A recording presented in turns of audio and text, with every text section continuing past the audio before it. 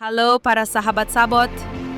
Berikut ini adalah perkembangan kegiatan channel kami Obrolan Sabot. Sudah melewati anniversary yang ketiga, sudah menayangkan banyak obrolan yang terdiri dari belasan sequel yang berbeda. Community engagement kami tahun 2023 berupa seminar peran bank sampah dan pemulung. Kesimpulan seminarnya sudah diajukan sebagai usulan kepada Direktorat Pengurangan Sampah, Direktorat Jenderal Pengolahan Sampah, Limbah, dan B3, Kementerian Lingkungan Hidup. Kita recording. Udah nggak kuat lari Om, kalau dikejar tentara Om. Nah, kita gaya nih. Ada audience. Bukan Wah, kita. ya tren juga backgroundnya ini. Backgroundnya Audiensnya. udah kayak layar Cineplex ya. Udah kayak layar Cineplex. Audiensnya cuma di tempat gue sih.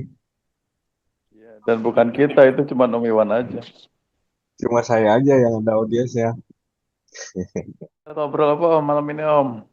Tahun lalu kita juga udah punya sequel climate action.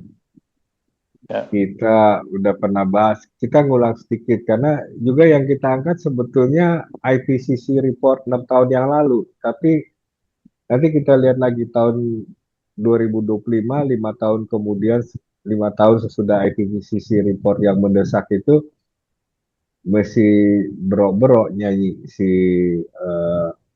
PBB-nya ya. Ini berdasarkan IPCC report tahun 2020, 6 tahun yang lalu ya.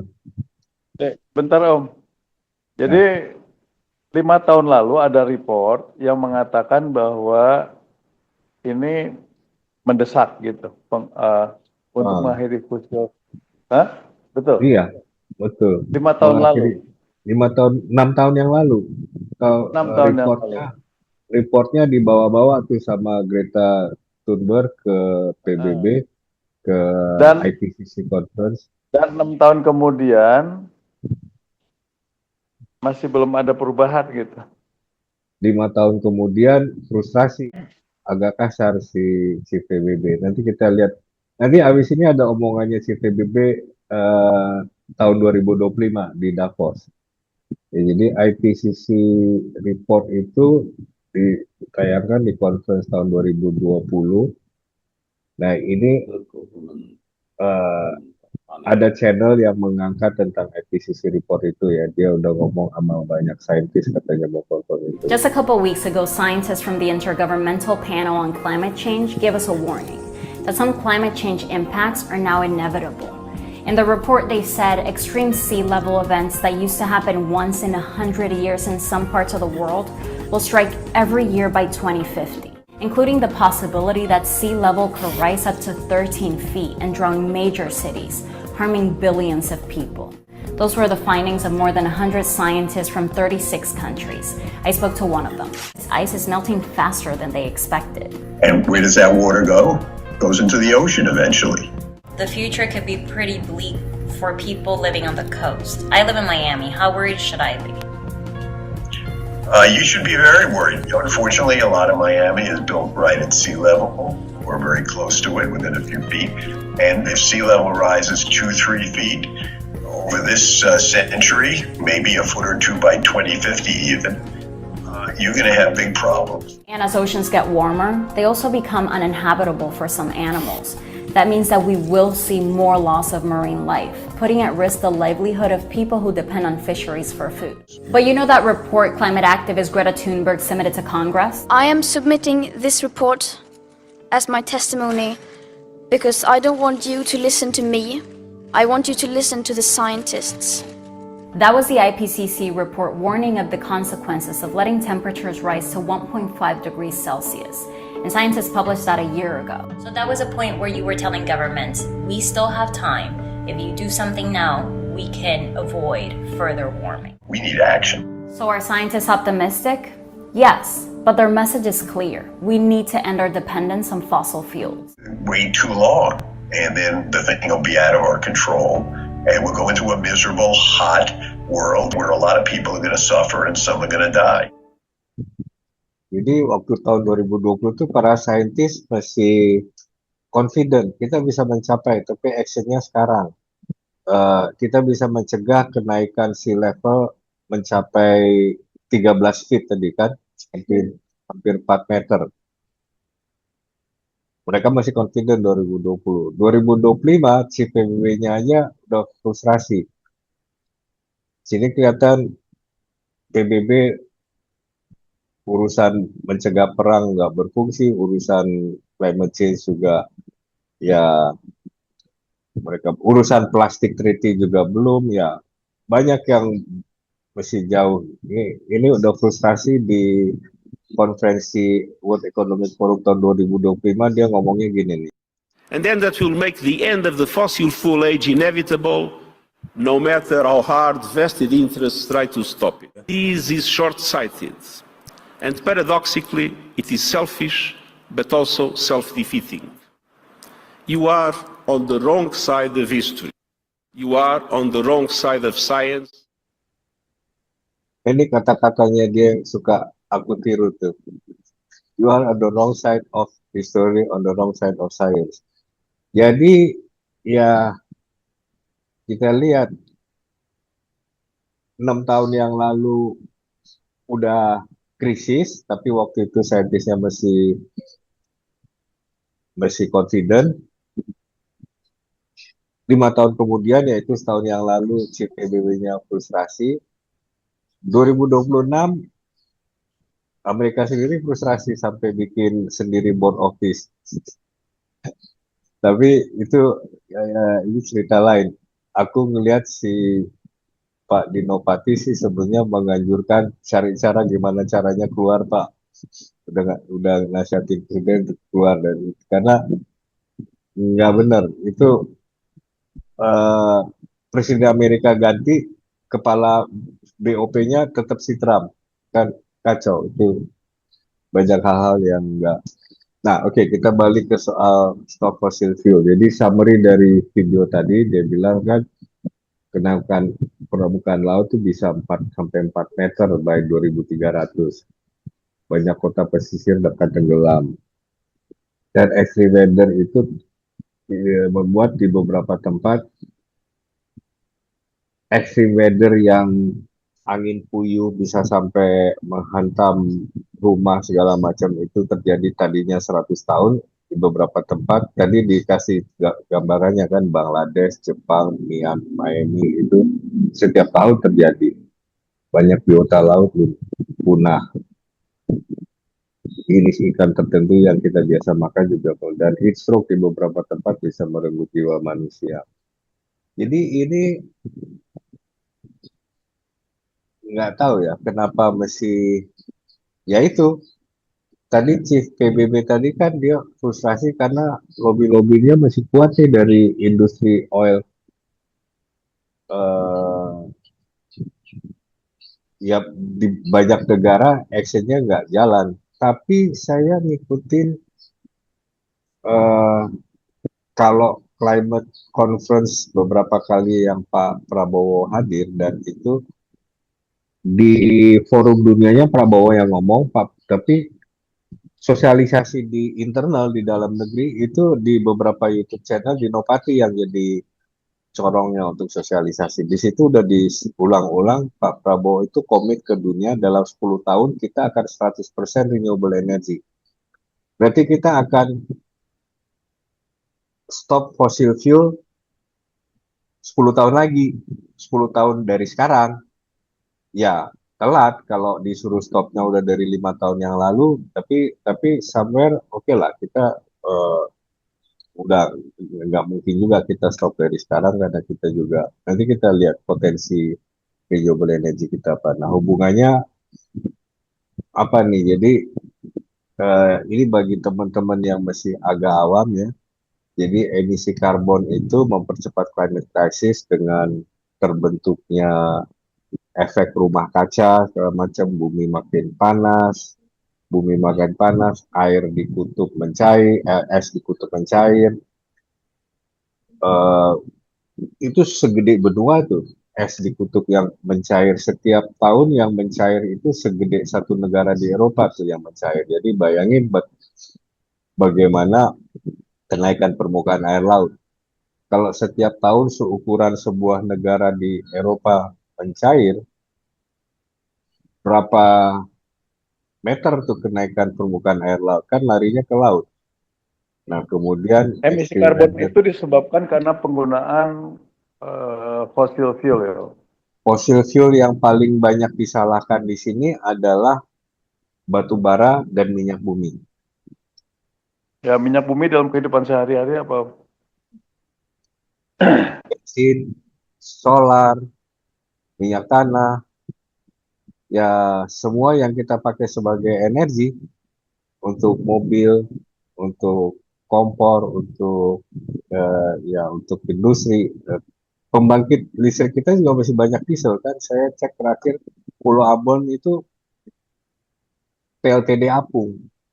Waktu ke Banda Aceh itu kan yang kan sampai jadi monumen.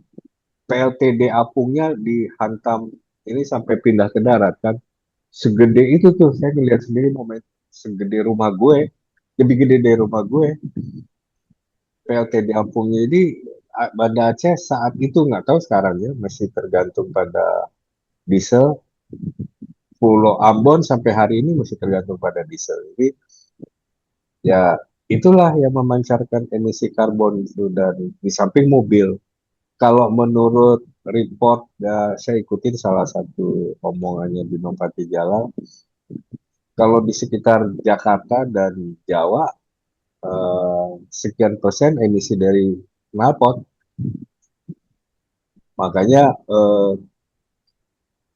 EV. Oh ya, ada juga salah satu channel menginterview salah satu wakil menteri SDM. Ya kan di tayangan sebelumnya kita angkat yang Ibu Jessica Hanafi bilang itu switching aja. Jadi kita mengurangi emisi di jalan, tapi kita ngecas mobil-mobil listrik itu pakai naikin daya yang sebagian besar masih pembangkit batu bara. Dijawab sih sama wakil menteri itu, dia bilang dia hitung-hitungannya ini ada hitung-hitungannya, saya lupa. Jadi sebetulnya masih cukup efektif. Jadi kenaikan emisi dari pembangkit batu bara itu pertama tidak seberapa dibanding jumlah knalpot. Kedua, faktornya dia bilang pembangkit batu bara itu masih bisa kita awasi. Kita setiap tahun kita cek emisinya seberapa, kalau melebihi standar benerin, lu mesti ganti filternya. Jadi memang udah disiapin filter-filter itunya ya. Jadi filternya mesti diganti kalau ini. Jadi kontrol pembangkit itu kan lebih mudah, tapi sekian juta knalpot kan susah kontrolnya, dia bilang.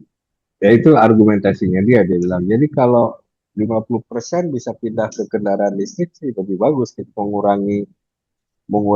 mengurangi kesulitan kita mengontrol jumlah knalpot, tapi mengontrol pembangkit lebih mudah. Setiap tahun kita kunjungi, kita cek emisinya gitu. Nah, kemudian soal extreme weather juga itu kan, jadi perubahan temperatur rata-rata di bumi naik, dan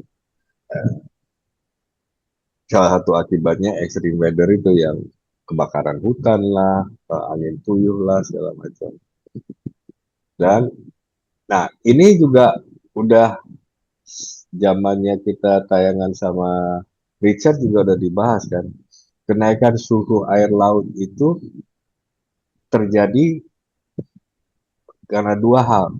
Pertama karena memang climate change, perubahan suhu bumi, suhu air laut juga naik. Yang kedua karena banyak plastik. Banyak plastik itu bikin suhu air laut juga naik.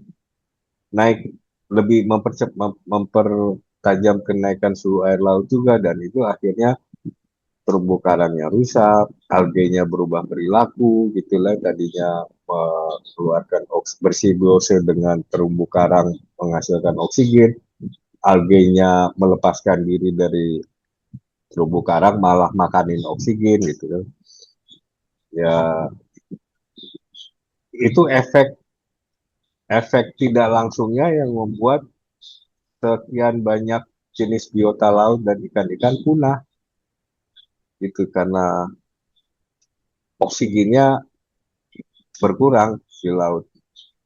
Dan ini semua akan dialami sama anak cucu kita.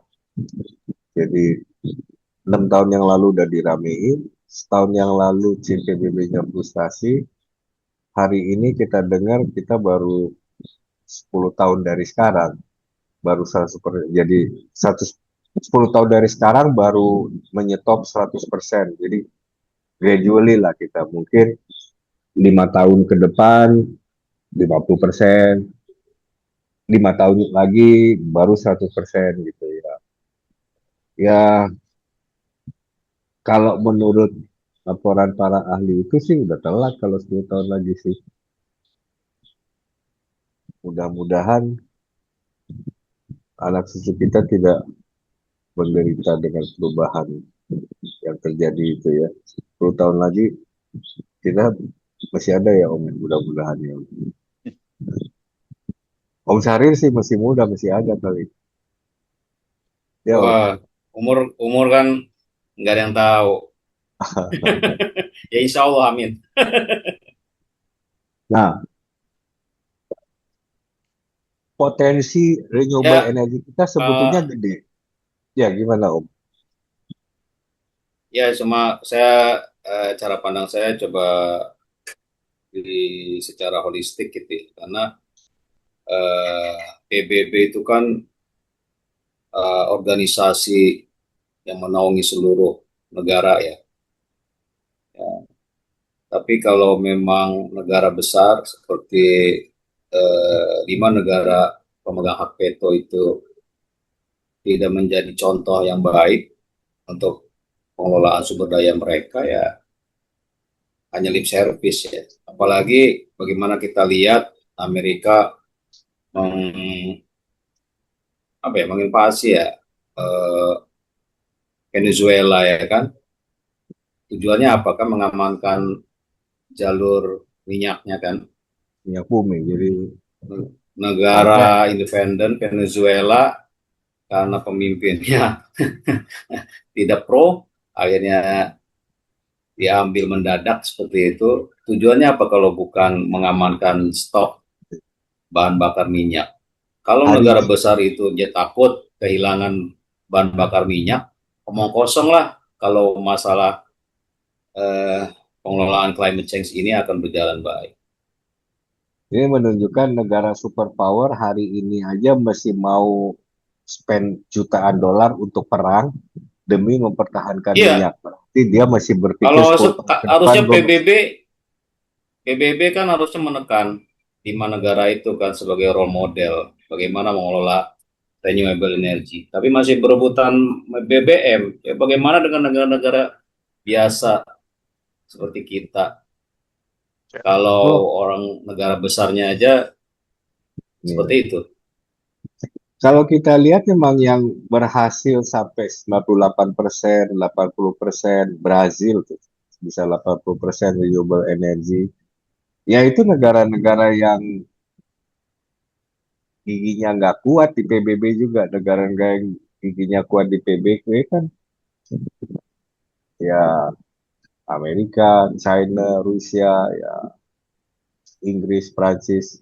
Mereka masih jauh dari ini. Jadi mereka masih, kalau Amerika dan China, Amerika itu 100% ngandelin minyak dan batu bara juga ada. China batu bara masih cukup banyak.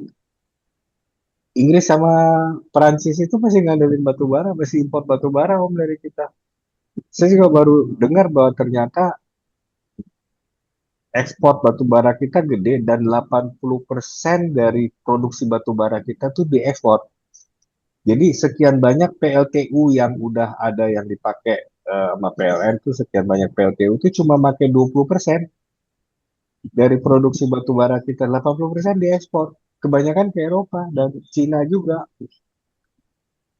Gitu. Iya, jadinya bagaimana itu kan seperti itu. Jadi program seperti ini tuh seperti program yang tidak ada selesainya. Oke, dari 2019, 2020 akan 6 tahun kemudian 2026, 2026 nggak berhasil, tunggu 10 tahun. ya tunggu lagi setahun, tunggu lagi itu. Memang selama manusia beranak pinak terus menerus, seluruh kebutuhan makhluk manusia di muka bumi ini omong kosong sih menurut saya. Kita sebetulnya pernah punya dokumen mengenai siapa penyumbang terbesar emisi karbon ya, Om.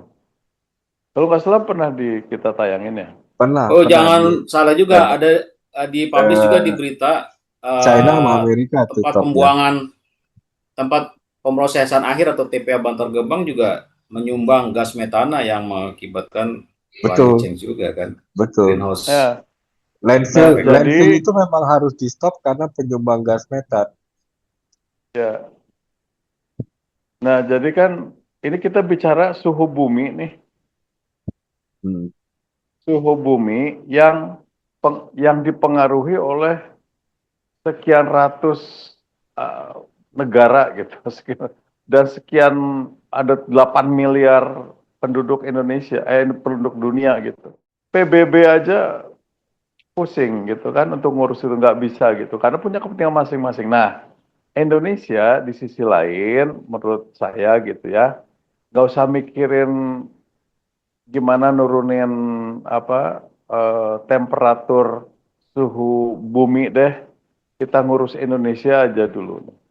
Di Indonesia nih ya kan, pertama untuk supaya tidak meningkat, untuk supaya emisi karbon bisa ditangkap oleh alam, itu kan berarti hutan harus dibanyakin, ya kan? Pohon-pohon harus ditanami kembali, hutan-hutan yang gundul harus direboisasi supaya karbonnya bisa tertangkap oleh si pohon-pohonan. Yeah. Yang kedua, penggunaan renewable energy tadi gitu loh.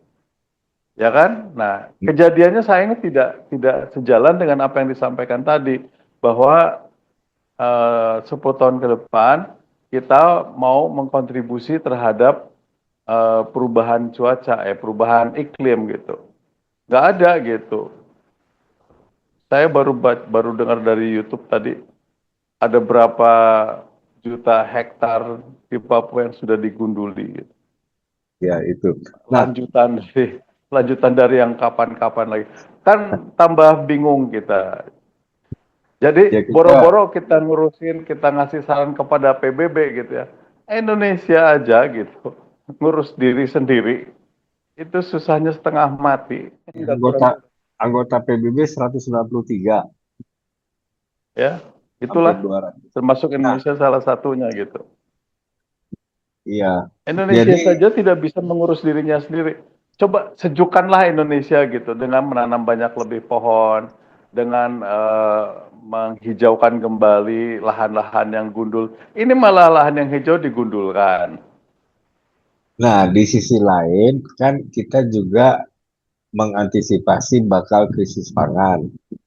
Untuk mengatasi krisis pangan, kita buka hutan untuk menghasilkan pangan. Di sisi lain, setiap kita buka hutan, daya serap karbonnya juga turun. Jadi buah ya, malakama si malakama ya, si malakama itu. Ya, menurut saya sih enggak juga ya. Pasti ada solusi, pasti ada opsi lain lah. Kalau ditata dengan baik gitu. Ini sih enggak ditata aja. Ini hanya masalah, seperti halnya MBG lah, ini hanya masalah pengelolaan aja. Hanya tata kelola yang nggak benar gitu. Sayangnya tata kelolanya nggak bisa belum dievaluasi. Pada saat mau mengevaluasi, proyek tetap jalan ya gimana mengevaluasinya. Tapi anyway, jadi kan yang pertama adalah tadi seperti saya bilang, yang pertama adalah karbonnya kita harus serap sebanyak mungkin. Kita bicara di level Indonesia aja lah. Karbon-karbon di Indonesia, di kota-kota di Indonesia itu harus juga diserap gitu loh. Nah itu dengan menumbuhkan banyak pohon.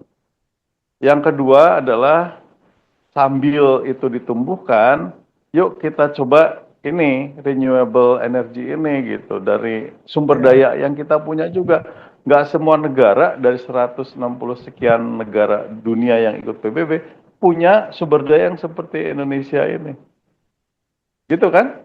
Nah ini ini udah sampai mana gitu. Cuman saya ragu gitu bahwa ini sudah ditangani gitu, sudah dilihat, apalagi tertarik gitu.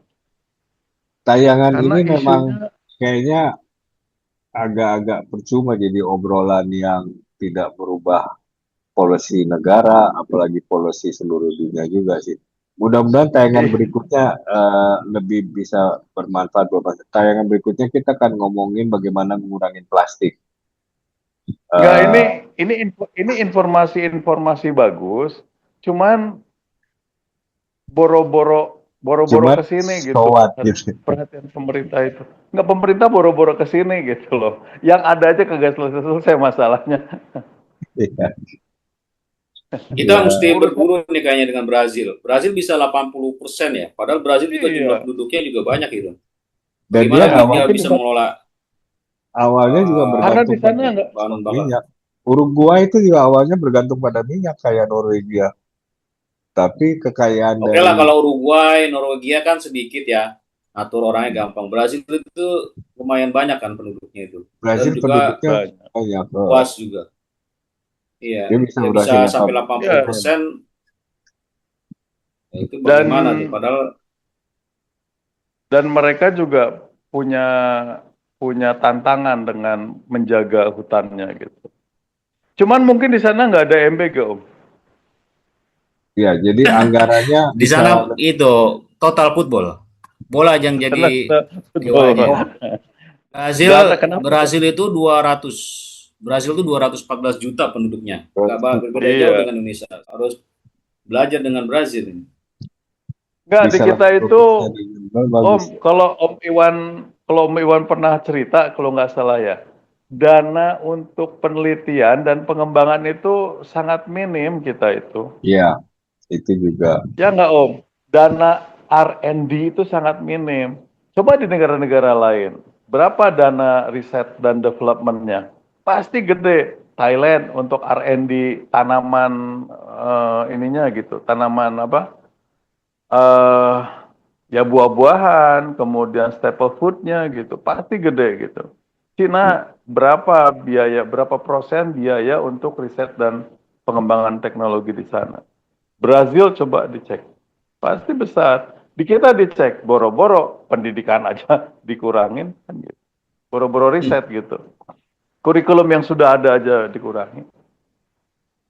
Ya, ya banyak hal kita ya menteri yang mau mereformasi pendidikan juga malah diadili. Jadi banyak hal bikin kita bingung ya. Malah diadili.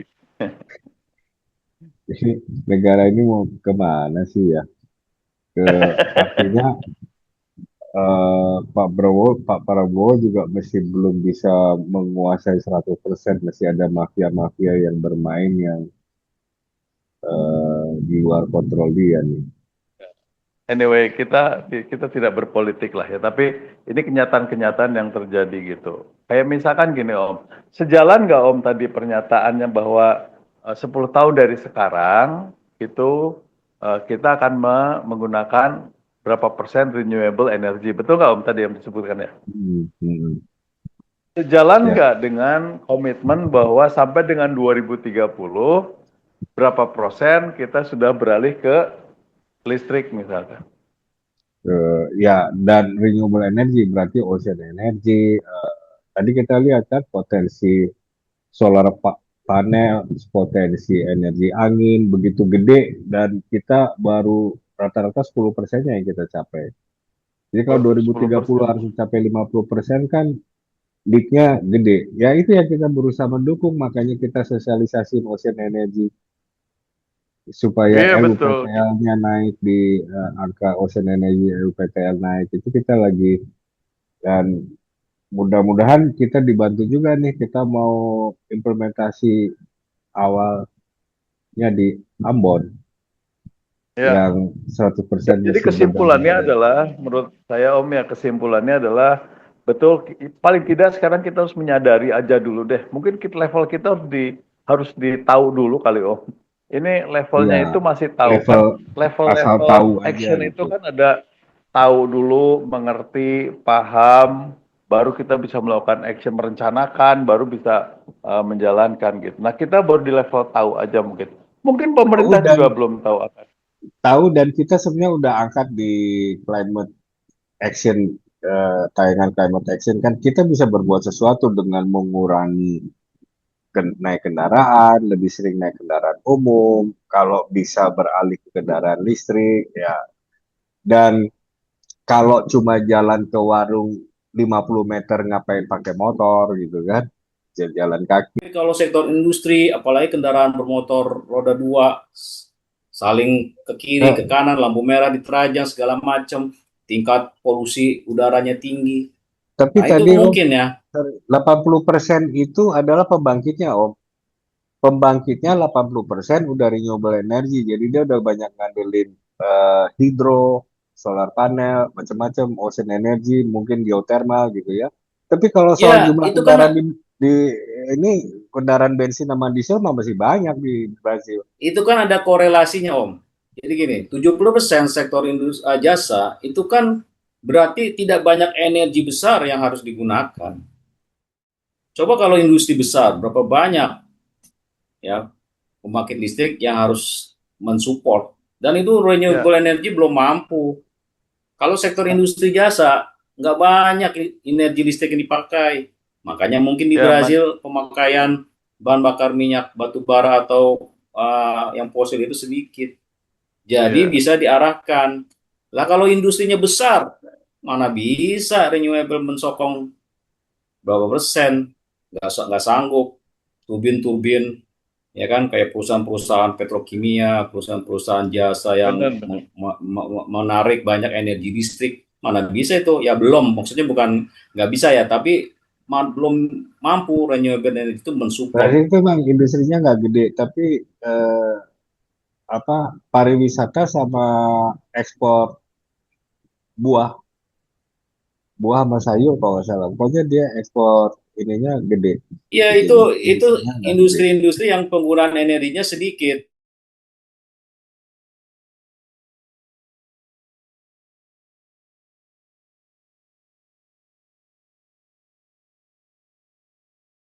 Teman-teman, sahabat-sahabat, terima kasih telah mengikuti obrolan kali ini. Pesan dari Om Freddy seperti biasa, Anda boleh bosan mengikuti tayangan kami, tapi jangan bosan melakukan hal-hal yang baik untuk bumi kita ini dengan membuang sampah pada tempatnya dan kurangi penggunaan single-used plastic. Sampai jumpa di obrolan berikutnya.